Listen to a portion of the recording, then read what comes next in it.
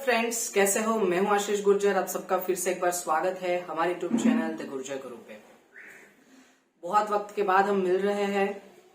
11th standard के अंदर videos हमें अपलोड किए, आपने बहुत अच्छा रिस्पांस दिया, बहुत अच्छे से पढ़े आप लोग।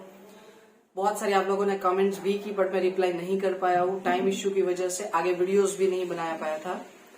बट अब आप सब 12th स्टैंडर्ड में आ गए हो। 11th स्टैंडर्ड आपने क्लियर कर दिया। 11th स्टैंडर्ड के कुछ चैप्टर बहुत इंपॉर्टेंट है, जैसे कि चैप्टर नंबर 2, चैप्टर नंबर 4। ये बहुत ही ज्यादा इंपॉर्टेंट चैप्टर है जिसके वीडियोस हमारे पास है। शायद 4th चैप्टर में कुछ थोड़ा बहुत बाकी है, बाकी सब कुछ कंप्लीटेड है। उसके अलावा इंपॉर्टेंट चैप्टर की बात करें तो जो लेजर पोस्टिंग चैप्टर है वो भी हमारा इंपॉर्टेंट है। पार्ट 2 के अंदर चैप्टर नंबर 5 जो फाइनल अकाउंट के रिलेटेड है वो तो बहुत ही ज्यादा इंपॉर्टेंट है, क्योंकि वो आएगा तो आपको 12th के अंदर जो अकाउंट फाइनल अकाउंट जो है सेकेंड चैप्टर पार्ट 1 के अंदर वो आपको आएगा। तो वो जो चैप्टर है उसके मैं वीडियोस बना के रख दूंगा, अपलोड कर दूंगा फाइनल अकाउंट के 11th के। बाकी अभी के लिए कुछ काम का नहीं है, जो भी काम का आता जाएगा वो मैं धीरे धीरे आपको बताता जाऊंगा। अब 12th स्टैंडर्ड के अंदर जब तक ऐसा पेंडेमिक चल रहा है, पता नहीं शायद पॉसिबल है दीपावली तक तो ऐसा हो ही जाएगा। तो जब तक ये पेंडेमिक चल रहा है तब तक तो वीडियोस मैं आपको अपलोड कर सकता हूँ। उसके बाद कुछ बता नहीं सकते टाइम इश्यू की वजह से, बट मैं पूरी कोशिश करूंगा इस बार कि 12th का आपका एटलीस्ट अकाउंट का सिलेबस पूरा कंप्लीट हो जाए। बट जो आपका वीडियो के थ्रू और जो आपका ये स्टैटिस्टिक है उसका भी ट्राई करेंगे कि कंप्लीट हो जाए। बट अकाउंट थोड़ा ज्यादा इंपॉर्टेंट है। स्टेट तो आप कहीं से भी सीख सकते हो, अकाउंट जो है वो थोड़ा ज्यादा इंपॉर्टेंट है, इसलिए ये ट्राई करेंगे कि आपको अकाउंट पूरा कंप्लीट कर दे। स्टेटिस्टिक भी हम ट्राई करेंगे कि कंप्लीट हो ही जाए, टेंशन मत लो। बट क्या है कि जो आगे क्या होने वाला है वो कुछ बता नहीं सकते, इसलिए कुछ ज्यादा नहीं बताना है मुझे उसके बारे में। ओके गाइस, तो आज हम सीखने वाले हैं अकाउंट के अंदर पार्ट 1। पार्ट 1 के अंदर हमारे पास 7 चैप्टर है। पार्ट 2 के अंदर हमारे पास 6 चैप्टर है। तो कुल मिला के चैप्टर्स कितने हुए? 13। अब 11th स्टैंडर्ड की बात करें, वहां पे कितने चैप्टर्स थे? तो 11th स्टैंडर्ड के अंदर सिर्फ पार्ट 1 के अंदर 11 चैप्टर थे, पार्ट 2 के 11 चैप्टर, बहुत ज्यादा चैप्टर्स थे। बट यहाँ पे सिर्फ 13 है, मतलब थोड़ी बहुत मेहनत कर ले तो काम बन जाएगा। यस, वैसे हमें थोड़ी बहुत नहीं, बहुत सारी मेहनत करनी है और बहुत सारे मार्क्स लाने हैं और हम करके दिखाएंगे, ठीक है। दूसरी चीज, इस पार्ट के अंदर जो हमारा फर्स्ट एंड सेकंड चैप्टर है वो फाइनल अकाउंट के रिलेटेड है। और फाइनल अकाउंट थोड़ा थोड़ा आता होगा आप लोगों को, पर मैं ट्राई करूंगा कि पहले 11th का जो फाइनल अकाउंट है ना वो कंप्लीट कर दूं आपको। उसके वीडियोस अगर मिल जाएंगे ना आपको तो थोड़ा इजी रहेगा। भले सारे सम ना हो पर 2-3 सम के भी वीडियोस आपको मिले तो थोड़ा इजी रहेगा आपके लिए। तो उसके बाद हम फर्स्ट एंड सेकंड चैप्टर करेंगे। तो बात आती है 3rd एंड 4th चैप्टर की। उसमें 3rd चैप्टर के ऑलरेडी वीडियोस हमारे इस चैनल के अंदर पड़े हैं जो मैंने लास्ट ईयर बनाए थे, तो एक बार वो देख लीजिएगा। 3rd चैप्टर हो जाएगा, बहुत ही इजी है, वेटेज उसका 6 मार्क्स का ही है। तो वो जो चैप्टर के वीडियोस है वो देख लीजिए, प्लेलिस्ट में जाके ही देख लेना, सर्च कर लेना, मिल जाएगा इजीली। आज हम बात करने वाले चैप्टर नंबर 4 के बारे में, क्लियर, रिकंस्ट्रक्शन ऑफ पार्टनरशिप। अब ये सर रिकंस्ट्रक्शन पार्टनरशिप क्या होता है वगैरह वगैरह उसके बारे में हम डिस्कस करेंगे। 4th चैप्टर कंप्लीट हो जाएगा, उसके बाद हम फर्स्ट चैप्टर सीखेंगे और उसके बाद सेकंड चैप्टर सीखेंगे। ये होने के बाद 5, 6, 7 इस हिसाब से हमारी सीक्वेंस रहने वाली है। 3rd तो ऑलरेडी मैंने आपको दे दिया है, वो आप अच्छे से देख लेना, सीख लेना, उसके बाद ये चैप्टर सीख लेना। कोई ऐसा कंपलसरी नहीं है ये पहले सीख लिया और वो बाद में सीखोगे तो भी चलेगा, बट 3rd एंड 4th पहले सीख लेना और उसके बाद हम फर्स्ट एंड सेकंड सीखेंगे। Is it clear? नाउ अब स्टार्ट करेंगे हम chapter number 4। So let's begin guys. Okay guys, तो आज हम जिस चैप्टर के बारे में बात करने वाले हैं वो है हमारा reconstructions of partnership. Reconstruction of partnership का मतलब क्या होता है? पार्टनरशिप के बारे में तो हमें पता है। पार्टनरशिप मतलब क्या होता है? 2 या उससे ज़्यादा लोग मिलके ये चाहते हैं कि हम बिजनेस करें, उसमें से जो प्रॉफिट होता है वो हम सब डिस्ट्रीब्यूट कर लेंगे। नाउ अब उसका रिकंस्ट्रक्शन किया जाता है। रिकंस्ट्रक्शन का मतलब क्या होता है कि जो पार्टनरशिप है उसको दोबारा बनाया जाता है, उसके अंदर रूल्स नए डिसाइड किए जाते हैं, कुछ चेंजेस किए जाते हैं। ये सारी चीज़ें जो भी होता है उसको बोलते हैं रिकंस्ट्रक्शन। सिंपल लैंग्वेज में बोलना है तो ऐसा बोल सकते हो, change in partnership, it is called reconstruction. थोड़ा ज़्यादा डिटेल में समझते हैं इसके बारे में, रिकंस्ट्रक्शन के बारे में। नाउ देखो, सबसे पहले तो जो पार्टनरशिप का चेंज होता है ना उसको रिकंस्ट्रक्शन बोलते हैं। देखो यहाँ पे लिखा है, change in the partnership due to several reason. क्या बोला है हमें? Several reason. सेवरल रीज़न का मतलब क्या? कौन से रीज़न ऐसे हो सकते हैं कि जिससे हमें पार्टनरशिप का रिकंस्ट्रक्शन करना पड़ सकता है। तो देखो, रीज़न की अगर बात करें तो मेनली मेरे पास 3 रीज़न हैं। Reason to change in partnership, उसके लिए पहला रीज़न है the change in the ratio of the profit and loss sharing between the continuing partners. मतलब जो हमारे एग्जिस्टिंग पार्टनर्स है, उन एग्जिस्टिंग पार्टनर्स का जो P&L रेशियो है वो चेंज हो जाना। मतलब मान लो कि उन लोगों का ABC 3 पार्टनर है, मान लेते हैं, उन लोगों का जो रेशियो है वो 1:1:1 है।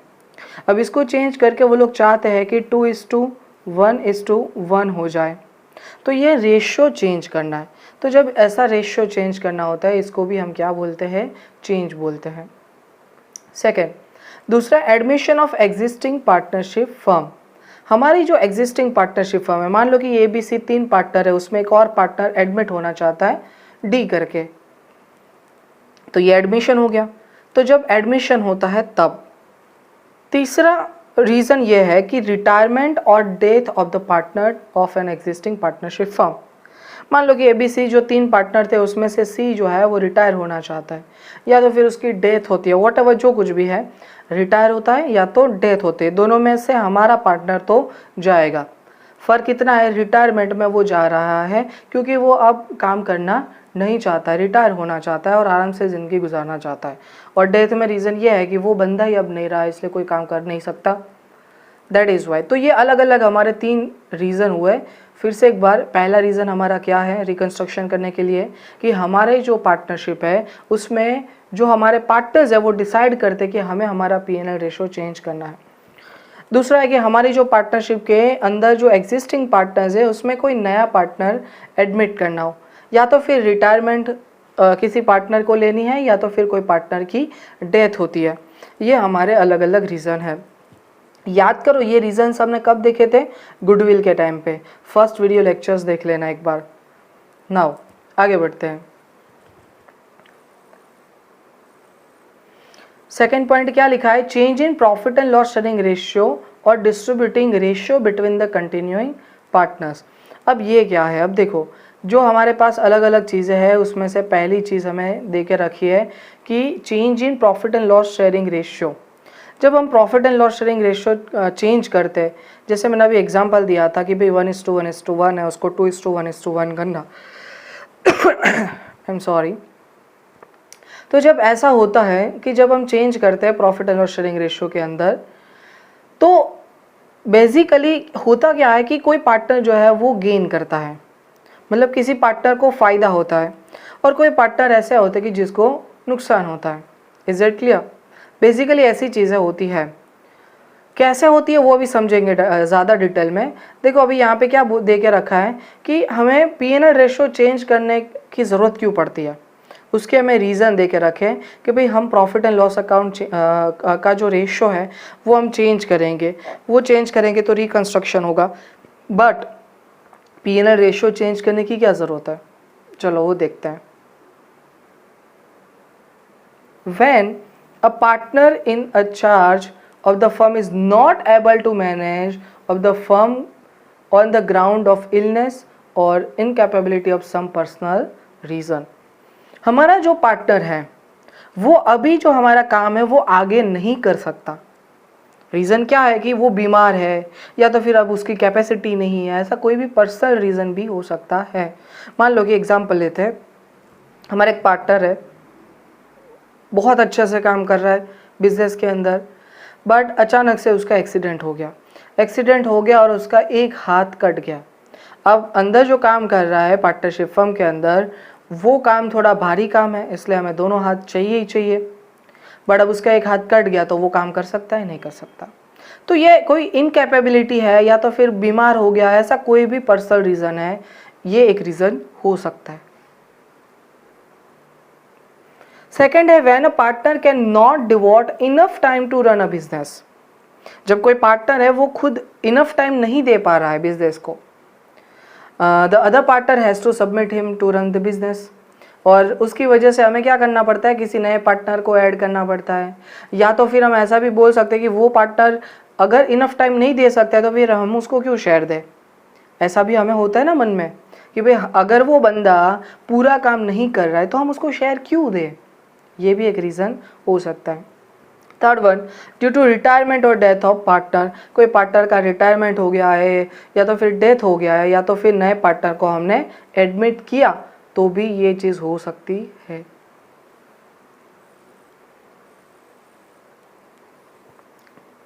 नीचे कुछ दे के रखा है कि एक्सप्लेनेशन और अंडरस्टैंडिंग विथ इलस्ट्रेशन, इलस्ट्रेशन के साथ समझाना चाहते हैं ये लोग। देखो एक एग्जांपल देख ही लेते हैं क्या फ़र्क पड़ता है। देखो क्या लिखा है कि Virat and Vaman are the partners in a firm sharing profit and loss in proportion 1:2। दो पार्टनर है हमारे पास, विराट एंड वामन। उन लोगों का profit and loss sharing ratio हमारा कितना है, 1:1, मतलब इक्वली वो लोग प्रॉफिट डिस्ट्रीब्यूट कर लेते हैं। To his illness Vaman is not able to spare enough time to business. अब जो वामन है उसमें उसको कुछ बीमारी हो गई या फिर कोई भी रीज़न है जिसकी वजह से वो अब टाइम ज़्यादा नहीं दे पाएगा। Therefore they have decided to share profit and loss in ratio 2:1। काम कर रहा है, बीमार भी है, पर वो ज़्यादा काम नहीं कर पा रहा है तो पहले जो रेशियो था उससे अब रेशियो चेंज करना चाहते हैं। पहले दोनों को सेम मिलता था, अब 2:1, मतलब विराट को वामन से डबल मिल रहा है। यहाँ से पता चल गया कि विराट को फायदा हुआ, वामन को नुकसान हुआ। तो अब देखो after making change profit and loss sharing ratio Virat will get 2/3। सीधी सी बात है, 2:1 का मतलब 2/3 एंड 1/3 होता है, तो विराट को 2/3 मिलेगा और वामन को 1/3 मिलेगा। जबकि हम पहले की बात करें तो पहले कितना मिलता था, 1:1, मतलब दोनों को 1/2 मिलता था, दोनों को आधा आधा मिलता था। नाउ अब कितना चेंज हुआ, तो देखो क्या लिखा, चेंज इन प्रॉफिट शेयर। उसके लिए फॉर्मूला उन लोगों ने बनाया कि old share minus new share. Change in profit share के लिए old share minus new share. तो देखो पहले विराट की बात करते हैं। तो विराट के लिए ओल्ड शेयर हमारे पास कितना था, 1/2, उसका न्यू शेयर कितना है, 2/3। अब इसका क्रॉस मल्टीप्लिकेशन करते हैं, 3 नीचे जो है 3 और 2 उन दोनों का मल्टीप्लिकेशन, 3 2 6, तो नीचे 6। फिर ये 3 जो है उसका इस 1 के साथ क्रॉस मल्टीप्लाई होता है ना, तो 3 का 1 के साथ मल्टीप्लाई करते हैं, 3 1 3, और 2 का 2 के साथ 2 2 4। तो 3 - 4 -1 और डिनोमीटर में 6 जो है वो ऐसे ही रहेगा। माइनस में आंसर आया, old share minus new share, क्योंकि विराट का जो शेयर है वो बढ़ रहा है, जो पुराना शेयर था उससे नया शेयर ज़्यादा है, तो जाहिर सी बात है माइनस में आंसर आएगा। और अगर माइनस में आंसर आता है तो इसको बोलते हैं गेन, मतलब उसको फ़ायदा हुआ। वैसे ही हम कैलकुलेशन करते हैं वामन का, तो वामन का पुराना शेयर 1/2 और नया शेयर जो है वो 1/3 है। तो देखो फिर से नीचे 3 × 2 6 हो गया, 3 × 1 करेंगे तो 3 1 3 एंड 2 × 1 करेंगे तो 2 1 2, 3 - 2 करेंगे तो 1 ही आएगा। ये भी 1/6 आया, ऊपर वाला भी 1/6 आया था, बट फ़र्क इतना है ये माइनस में है और ये प्लस में है। तो इसने गेन किया था, ये सेक्रीफाइस कर रहे, सेक्रीफाइस मतलब नुकसान। तो वामन नुकसान कर रहा है 1/6 का और विराट गेन कर रहा है, और जाहिर सी बात है जितना गेन होता होगा उतना ही सेक्रीफाइस होता होगा। और दूसरी बात बताऊँ तो जितना माइनस में होगा उतना ही प्लस में आंसर होगा। ये रूल है, इसका रूल आप बोल सकते हो, बट वैसे तो कोई रूल नहीं है फिक्स इसका, बट ऐसा ही होगा। नाउ तो ये जो मैंने आपको चेंज बताया, प्रॉफिट में जो चेंज बताया, ये क्या या तो वो गेन करता है या तो वो सेक्रीफाइस करता है। तो हम गेन एंड सेक्रीफाइस फाइंड करते हैं, उसका रेशियो फाइंड करते हैं। इससे देखो यहाँ पे लिखा है हम 2 रेशियो फाइंड करते हैं, एक सेक्रीफाइसिंग रेशियो और दूसरा गेनिंग रेशियो। अब काम की बात आई, इसके जो सम है वो एग्जाम के अंदर आने वाले हैं। सिर्फ सेक्रीफाइसिंग एंड गेनिंग रेशियो के ही एग्जाम के अंदर सम आने वाले हैं इस चैप्टर के अंदर, और भी है इसके अंदर, हम उसके बाद रिकंस्ट्रक्शन सीखने भी वाले हैं। बट रिकंस्ट्रक्शन के इतने सम आते नहीं है, इतने क्या एक भी सम आएगा नहीं, बड़ा सम होता है रिकंस्ट्रक्शन का, और बड़ा सम एग्जाम के अंदर आएगा नहीं, ये जो शॉर्ट सम है वही आने वाले हैं। नाउ अब बात करते पहले सैक्रिफाइसिंग रेशियो की। पहले तो सैक्रिफाइस का मतलब क्या होता है ये आपके दिमाग में क्लियर होना चाहिए। देखो बहुत सिंपल फंडा है। सैक्रिफाइस का मतलब क्या होता है कि आपको पहले जितना मिलता था उससे कम मिलना।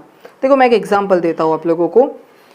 मान लो कि 30,000 का प्रॉफिट बिजनेस के अंदर हो रहा है, बराबर। ए एंड बी ये दो पार्टनर हैं, उन लोगों का रेशियो 1:1 है, मतलब दोनों को इक्वल प्रॉफिट डिस्ट्रीब्यूट करते हैं। तो ए को भी 15,000 मिलेगा और बी को भी 15,000 मिलेगा। ये तो सीधी सी बात है। नाउ अब ये दोनों जो है वो रेशियो चेंज करना चाहते हैं, दोनों रेशियो 2:1 करना चाहते हैं। तो अब ए एंड बी को कितना मिलेगा, 2:1 की बात करें अगर तो 2:1 के हिसाब से ए को मिलेगा 20,000 और बी को मिलेगा 10,000। अब देखो बी की बात करते हैं। बी को पहले मिलता था 15,000, जबकि अब कितना मिल रहा है 10,000, मतलब उसको 5,000 कम मिला। तो ये जो 5,000 कम मिला उसको बोलते हैं सैक्रिफाइस। और ये 5,000 हम कैसे फाइंड कर सकते हैं, तो जो ओल्ड शेयर है वो आपका ज़्यादा था, उस ओल्ड शेयर में से आप न्यू शेयर जो आपका कम है वो डिडक्ट कर दो। फिर से एक बार कैसे याद रखने का, देखो सैक्रिफाइसिंग एंड गेनिंग रेशियो, इसमें ज़्यादा कन्फ्यूजन ना हो इसलिए किसी एक का फॉर्मूला याद रखने का, दूसरा ऑटोमेटिक याद रह जाएगा। सैक्रिफाइस का याद रखो, जो ओल्ड शेयर है उसमें से न्यू शेयर माइनस करो। लॉजिक कैसे याद रखने का, लॉजिक हमारा ये है कि जो ज़्यादा होता है उसमें से कम माइनस करना है। और सैक्रिफाइस करना मतलब नुकसान कब होता है, जब पहले ज़्यादा मिलता था अब कम मिल रहा है, तो अब सैक्रिफाइस होगा ना। तो इसका मतलब हो गया sacrificing ratio is equals to old share minus new share. Is it clear? चलो देखते हैं। देखो ये रहा, sacrificing ratio of a partner is equals to old share minus new share. ये फॉर्मूला यहाँ पे अप्लाई होगा। क्लियर? इसके इलस्ट्रेशन भी देखेंगे, बट अभी साथ ही साथ गेनिंग का भी समझ लेते हैं। गेनिंग रेशियो के अंदर क्या होता है, जैसे सैक्रिफाइसिंग के अंदर होता है वैसे गेनिंग का टोटली ऑपोजिट होता है। गेनिंग के अंदर ये रहा गेनिंग, जो हमारा एग्जाम्पल था वही एग्जाम्पल लेते हैं। ए को पहले मिलता था 15,000, फिर मिलने लगा 20,000। जो बी है उसको पहले मिलता था 15,000, फिर मिलने लगा उसको 10,000।